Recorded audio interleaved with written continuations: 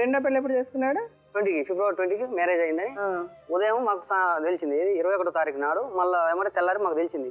తెలవగానే ఏం చేసినాం, నేను మా అమ్మ మా నాన్న మా తమ్ముడు ఒక 4 పెద్ద మనుషులు మా చెల్లెని తీసుకుపోలే. మా చెల్లె ఎన్ని వాతలు ఉన్నాయి కదా మేడం, అయితే అవన్నీ మానలేదని చెల్లెని ఇంటికాడ ఉంచి మేము పోయాం. పోతే వాళ్ళ ఇంటికి పోకుండా పక్క ఊరు ఒక తెలిసిన అతడు ఉండు మేడం, ఆయన ఇంటికి పోయి వీళ్ళిద్దరిని పిలిపించినాం మేడం. వాళ్ళ బాబాయ్ అని ఆయన పిలిపించినాం. మ్యారేజ్ అయిందంటే ఇది నిజం అవుతుంది అని తెలుసుకుంటే మ్యారేజ్ కాలేదు, ఎవరన్నది అట్లా కాలేదు అది అని చెప్పి అబద్ధం ఆడింది మేడం. అయితేనే మా మామయ్య నన్నుగా కోటేషు అసలు అయిందా కాలేదా మీకు మనకు తెలవాలంటే మీ చెల్లి ఆడుందంటే మా ఇంటికాడ ఉందని చెప్పింది మేడం. 40 కిలోమీటర్ మేడం మా ఊరు నుంచి అలా ఊరు. మా తమ్ముడిని బైక్ ఇచ్చి పంపించినాం ఇమ్మటే. మా తమ్ముడు ఎక్కించుకొని వచ్చిండు. అయితే మీ చెల్లెని తీసుకుపోయి నువ్వు ఎట్లా తీసుకుపోయినావో వీళ్ళ ఇంట్లోగా వాళ్ళ ఇంట్లో తోలేవని చెప్పిండు మా మామయ్య. మా చెల్లెని అయితే మేమేం చేసినాం, మా అమ్మ మేమంతా పెద్ద మనుషులు కావాలి ఇంట్లో తోలినాం మేడం. పోగానే అమ్మాయి గలమట్లే ఉంది, మ్యారేజ్ అయింది, కాళ్ళకి పసుపు అవన్నీ ఉన్నాయి. ఇంటనే ఏం చేసింది లేడు మేడం. అమ్మాయి ఫోన్ చేసింది ఎమ్మటే, వీళ్ళు వచ్చి మేము వచ్చినామని అమ్మాయి చేసింది ఫోన్ చేయగానే మేము ఇంటి ముందర ఉంటే అట్లా ఇంటి వెనకంగా ఒక ఏరే వాళ్ళ ఇల్లు ఉంటుంది, పారిగోడ నుంచి దూకి వచ్చి మా చెల్లె జుట్టు పట్టుకొని ఇంట్లో ఉంగా బయటికి గుంజకొచ్చింది మేడం కొట్టుకుంటారు. గుంజకొస్తారని ఆ పెద్ద మనిషి అనేట ఆయన అరే ఈడిచి బయటరా ఏముందని వచ్చిందిరా మన ఇంటికి అనగానే ఇంకెక్కువ కొట్టుడు మొదలు పెట్టింది మేడం. కొట్టుడు మీద మా తమ్ముడు ఉండి నువ్వు ఒక పెద్ద మనిషి పోయి మా ఆడపిల్లను కొడుతుంటే నువ్వు ఇంకా కొట్టవని చెప్తూ ఆపేది పోయి అసలు ఏం మనిషి అని మా తమ్ముడు అన్నాడు మేడం. మా తమ్ముడు వంగపెట్టి 2 తరిచిండు మేడం వాళ్ళ బాబాయ్. తర్వాతనే మళ్ళీ వాళ్ళ చెల్లి వచ్చేసింది ఎమ్మటే.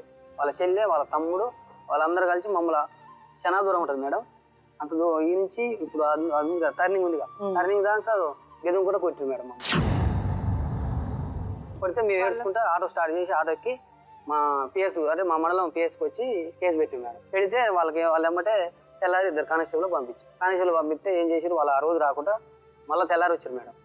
తెల్లారి వస్తే మేమేం చేసినాం, మళ్ళీ పోలీసు వాళ్ళు మాకు ఫోన్ చేశారు మేడం. నా నెంబర్ ఇచ్చినా ఫోన్ చేస్తే వాళ్ళు పంచాయతీకి వస్తారు మీరు వచ్చేయరని చెప్తే మేమేం చేసినాం, ఒక ఆటోకి పెద్ద మనుషులు మేము వెళ్ళినాం మేడం. వాళ్ళు ఒక 4-5 ఆటోలు ఒక బులోరా నిండా వాళ్ళు వచ్చారు మేడం. వచ్చి ఈ ఎస్ఐ గారు ఇద్దరిని పిలిచి కౌన్సిలింగ్ ఇస్తుంది మేడం, మా బావని మా చెల్లెని ఇస్తుంటే ఈ పెద్ద మనుషులు అంత దానికి గొడవ లేపి నన్ను మమ్మని కొట్టారు మేడం. ఆడ కొడితే మేము ఎమ్మటి పోయి ఆ రోజు ఎస్పీ గారు మా సూర్యాపేటకు వచ్చింది మేడం. ఎస్పీ గారు ఏం చేసిండు సిఐకి ఫోన్ చేయగానే ఆ సిఐ ఎమ్మటే వచ్చింది మేడం. వచ్చి కానిస్టేబుల్ సాక్ష్యం మమ్మల్ని వచ్చినట్టు వాళ్ళు పిటిషన్ రాసి సిఐకి ఏమంటే ఇచ్చినాం మేడం. ఇస్తే వాళ్ళ 7గురిని ఏమంటే తెల్లారి అరెస్ట్ చేసి ఎస్ఐ గారు అబద్ధం చెప్పింది మేడం. ఏమనంటే మేము మ్యారేజ్ కాలేదు, మాకు మ్యారేజ్ కాలేదు, 2వ మ్యారేజ్ నేను చేసుకోలేదని అబద్ధం చెప్పింది మేడం. అన్నాడు మ్యారేజ్ కాలేదు అన్నాడు. ఒక 4 రోజులు ఆగు తెలుసు ఊళ్ళో అందరూ అనుకుంటారు మేడం మ్యారేజ్ అయిందని. అట్లా అన్నీ తెలిసినాక వాళ్ళని పట్టుకొచ్చి మనం చేద్దాం కానీ అన్నాడు. అన్నాక ఆగినాం మేడం. అట్లా ఇక మేము వీళ్ళు పేజీ తిరుగుతారు.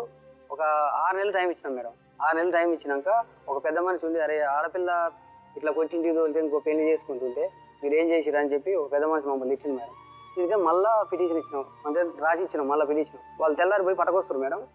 వీళ్ళ మరిది బిడ్డ అదే స్కూల్ బస్సు దిగి టైర్ల కింద పడి చనిపోయింది. అదే బస్సు దిగింది మేడం.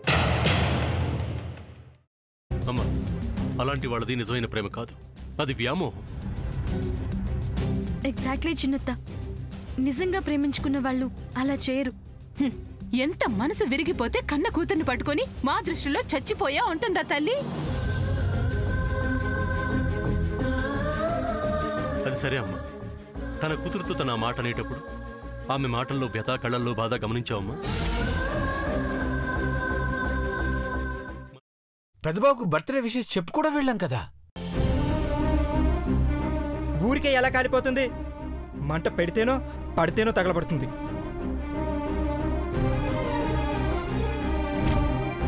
కరెక్ట్ చిన్నబాబు, నీకొచ్చినట్టే నాకు డౌట్ వచ్చింది. పార్వతే షర్టును తగలబెట్టిందనుకుంటా.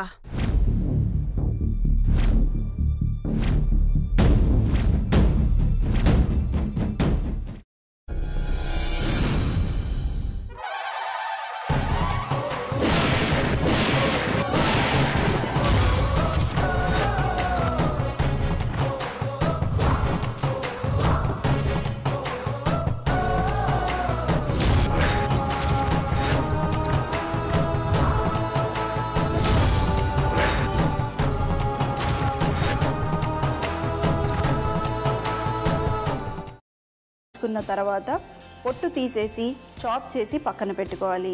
ఒక ప్యాన్లో కొద్దిగా నూనె వేడి చేసి అందులో ఆవాలు, మినప్పప్పు, శనగపప్పు, కరివేపాకు, సన్నగా తరిగి పెట్టుకున్న ఉల్లిపాయలు వేసుకుని 1 నిమిషం పాటు వేయించుకోవాలి. ఆ తర్వాత కాల్చి కట్ చేసి పెట్టుకున్న వంకాయని కూడా అందులో వేసుకుని బాగా మిక్స్ చేసి బౌల్లోకి ట్రాన్స్ఫర్ చేసుకుని అందులో తగినంత చిక్కటి పెరుగు లేదా పల్చటి పెరుగు వేసుకుని మిక్స్ చేసి అన్నంతో కానివ్వండి, చపాతీతో కానివ్వండి సర్వ్ చేసినా చాలా బాగుంటుంది.